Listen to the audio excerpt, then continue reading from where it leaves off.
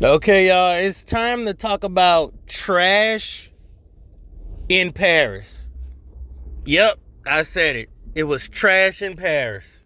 So, trash in Paris, it started off with Roman Reigns versus Bronson Reed. Now, a lot of people saying this match was like garbage.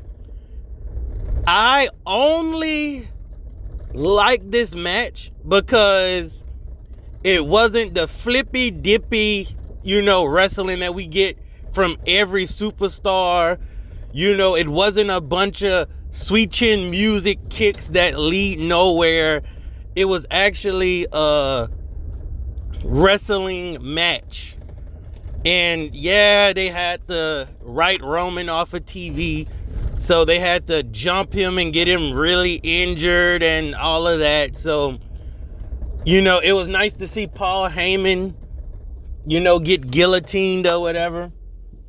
Now, I'm not going to talk about that match too much. Roman won. Roman wasn't about to lose. But to start off the night and kind of set the tone, I guess it was good for that. Then the Wyatt 6 versus the Street Profits. No one likes the Wyatt 6. I don't care about the Wyatt 6. I only had two takes that I didn't like about this match. One, okay, Uncle Howdy and them interfered. Okay, they had to cheat to beat the Street Profits.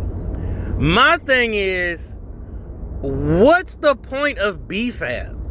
B-Fab did nothing to help the Street Profits win. When Uncle Howdy and that other jobber, whoever that the girl is, Nikki Cross, interfered with the match, I'm like, okay, why don't B-Fab, do something? B-Fab did nothing to help the Street Profits win. Like, what is she there for? Next, when Montez Ford goes for the, I'm so tired, I have to make the tag, he goes for the exhausting tag, to change the tone of the match. Okay, he's crawling over there, and then he is so exhausted, he rolls up fast and does a jump flip tag. Man, like, these people do not understand psychology of wrestling. There is no way you're so exhausted and you can't even walk, that you get the energy to do a roll-up flip and make the tag. It was stupid.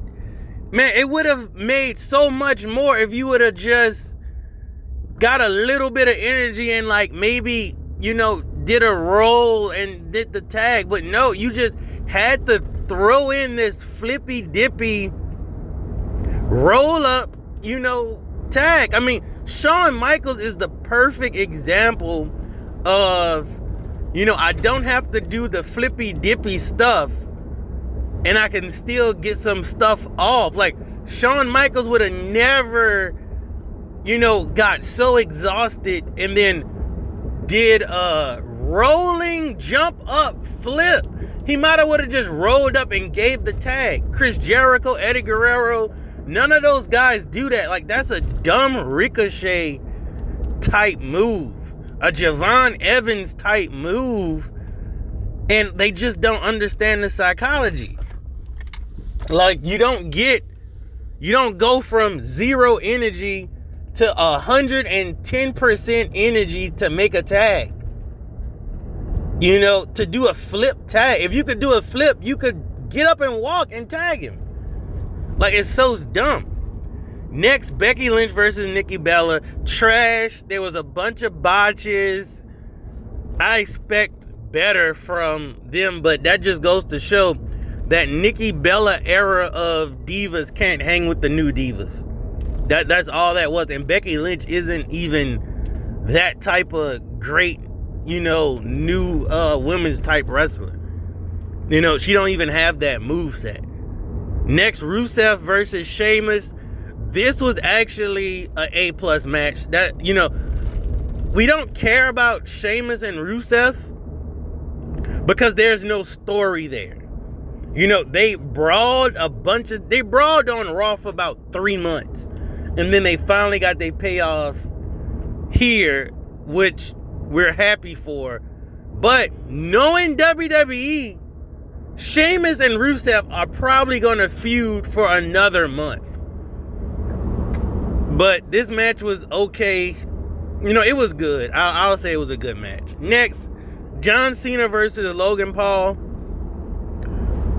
I want people to understand this. Logan Paul is officially a main event guy because he went toe-to-toe with John Cena. So people expected John Cena to just get buried, to just demolish Logan Paul. But no, Logan Paul is going to be in the WWE for another 5, I would say 10 years. But the type of moves Logan Paul does and puts his body on the line, Logan Paul, number one, Logan Paul probably makes more from his podcast than WWE. Unless you want to incorporate the brand deals and stuff. But I don't see Logan Paul doing this for 10 more years. Maybe 5. But, WWE don't even have people that's as athletic as Logan Paul.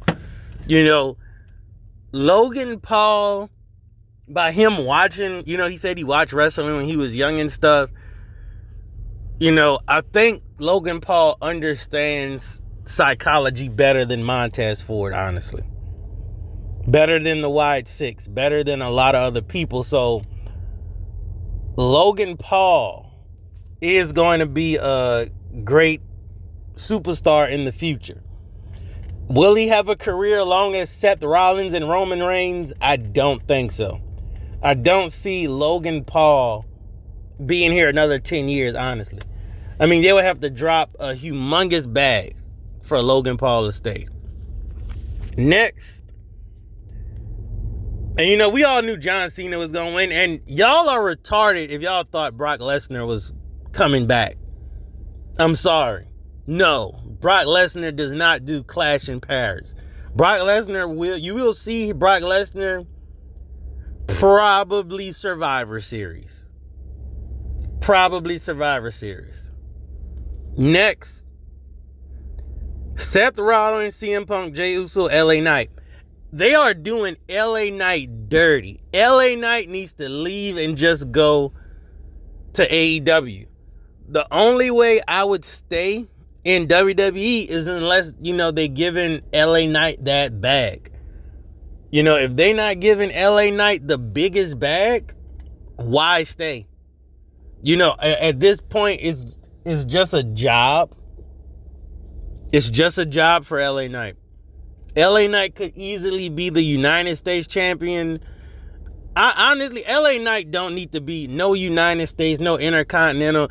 LA Knight needs the World Heavyweight Championship or the WWE Championship. But Triple H hates LA Knight. I made that video already. Y'all could go look at that. LA Knight was the star of this match. CM Punk is too old to really, be in this spotlight. CM Punk basically didn't even go through a table all the way and basically just stayed out of the match for 10 minutes. Jey Uso is younger than all of them, but yet Logan Paul is more athletic than Jey Uso. Jey Uso moveset is garbage. I mean, all Jey Uso does is a super kick, and then he stole that little punching sequence from The Rock. I mean, Jey Uso is only here from nepotism. Now, Jey Uso did get himself over with the Yeet stuff. And honestly, when Jey Uso had that World Heavyweight Championship, it looked good with his character. But Jey Uso is, he's just not in wrestling shape. Like, Jey Uso needs to be protected in the ring. Like, if Jey Uso fought somebody like Shawn Michaels, they'll make him look good. Seth Rollins and LA Knight is, Seth Rollins is a good wrestler. I'm going to just say that. He's a good wrestler. LA Knight's a good wrestler. Man, really, give us Seth Rollins, give us LA Knight, WrestleMania. Roman is on some other stuff right now. Roman had a 4-year run. Man, we just can't have Roman going on 4-year runs again. Roman in the next year or two is probably going to do he's not going to retire like that. He's going to become a Brock Lesnar type character and probably put people over. But, hey, Becky Lynch, she helped Rollins keep his title. Now, everyone's saying AJ Lee and CM Punk, they're going to fight, Seth and Becky. Honestly, I think that's what Triple H wants y'all to think. I want it to happen. I really do want it to happen. But how trash Triple H booking is, don't be surprised if we get like CM Punk and Roxanne, or CM Punk and Rhea, or CM Punk and Bayley.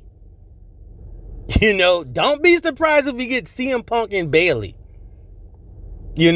Or something like. That's just how dumb WWE has become. You think you're getting CM Punk and AJ, and next thing you know is CM Punk tagging with Roxanne. Hell, CM Punk might tag with Eugene. That's just how dumb Triple H is, bruh.